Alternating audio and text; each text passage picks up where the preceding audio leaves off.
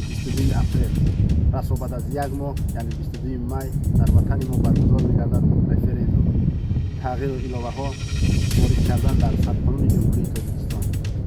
پیش از این هم یاد داریم که سال 1999 و 2003 تغییر ایلاوه‌ها در سرقانون جمهوری تاجیکستان شده بود و منفیتی عموما به مردم و به وطن ما نرسید.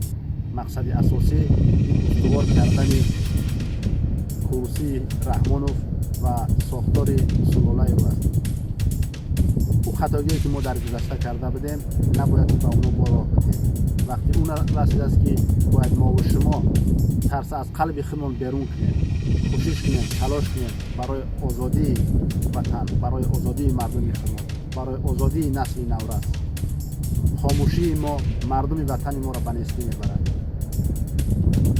در روزهای نزدیک انشاءالله با ما مفصلتر برنامه خودمان را پیشنهاد میکنیم برای پیکت تظاهرات ها در یک چند کشور.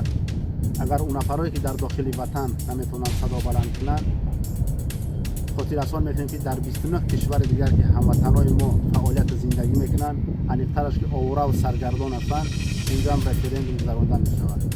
و به همه ما و شما معلوم است که بدون تقلب کاری رژیم امروزه نمیتونه که راهی پیش ببرد. تقلب کاری البته میشود. نه، باید ما و شما ناامید نباشیم. مقصد اساسی ما به جامعه جهانی و به مردم خود نشان دادن اون که سطح ناراض زیاد است. هر یک نفری که آزادی وطن میخواهد باید بدونیم که ما و شما 3 روز دیگر وقت داریم.